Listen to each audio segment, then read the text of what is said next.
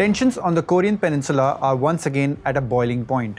North Korea has made good on its threats, destroying key roads connecting it to South Korea, pushing the two nations to the brink of conflict.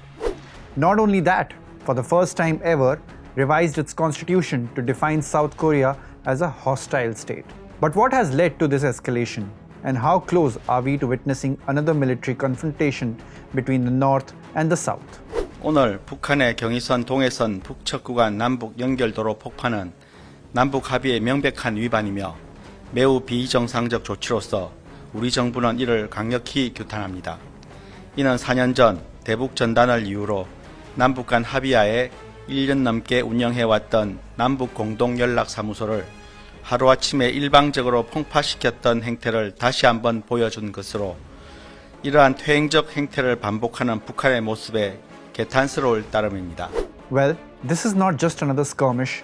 This is the latest chapter in decades-long standoff, where every move carries the potential for devastating consequences.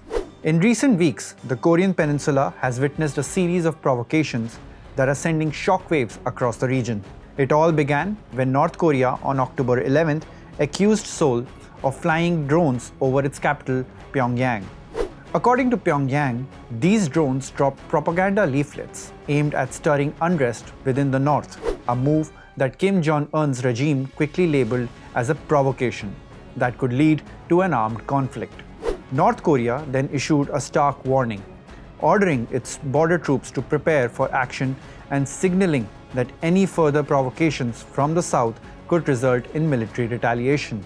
South Korea, in return, responded with its own grave warning that if the safety of the citizens is threatened, it could mean the end of North Korean regime.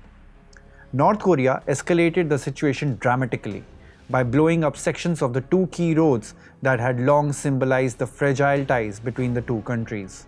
The destruction of these roads, which are major road and railway links, sent a clear message that North Korea is not interested in negotiations. Following the road explosions, North Korea claimed that an astonishing 1.4 million young citizens had applied to join the army, bolstering the ranks of a military already focused on defending Kim Jong-un's regime.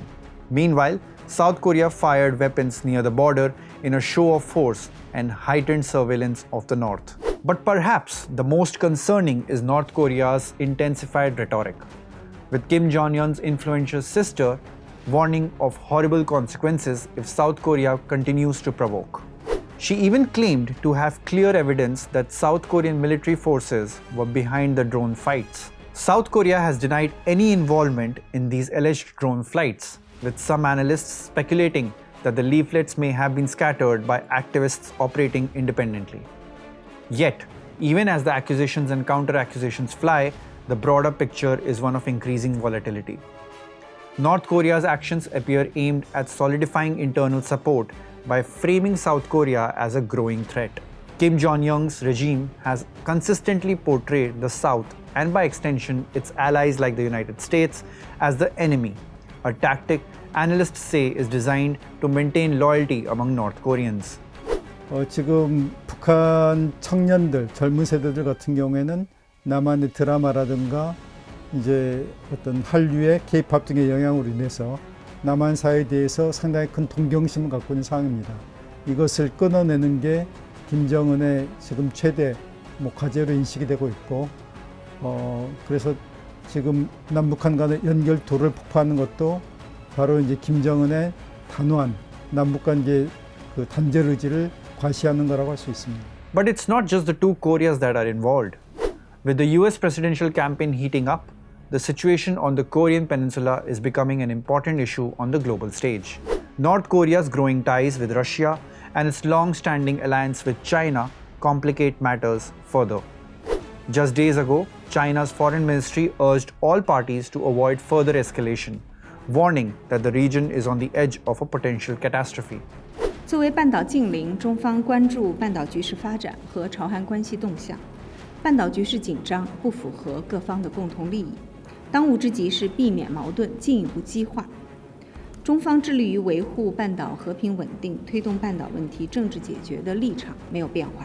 我们也希望各方共同为此做出努力。So what's next for the Korean Peninsula? 현재 어떤 한국 정부의 입장과는 무관하게 그들이 다시 풍선을 통해서 전단을 살포하거나 무인기로 북한의 전단을 살포하려 시도할 가능성이 크고요. 이 경우에는 어떤 한국 정부의 의지하고는 무관하게 그러니까 휴전선에서 총격전이 벌어질 수가 있습니다. 만약에 북한 군부에서 전단이나 무인기를 향해서 총탄을 쏜다고 했을 때 그것이 한국에 떨어지면은 한국도 가만히 있을 수는 없는 거 아닙니까? 그렇다 보면은 결국 이것이 어떤 서로 압도적인 대응을 지금 약속하고 있는 상황에서 의도하지 않은 확전으로 연결될 가능성을 배제할 수 없는 상황입니다. Well, according to a BBC report, the two Koreas are technically still at war, since they did not sign a peace treaty when the Korean War ended in 1953.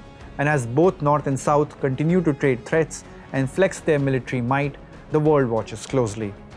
The fear of miscalculation looms large, with the risk that even a small spark could ignite a much larger conflict. But for now, diplomacy seems to be off the table. With North Korea cutting off symbolic ties to the South and Kim Jong-un turning away from reunification, the road to peace remains more distant than ever. For more news and updates, keep watching Live Mint.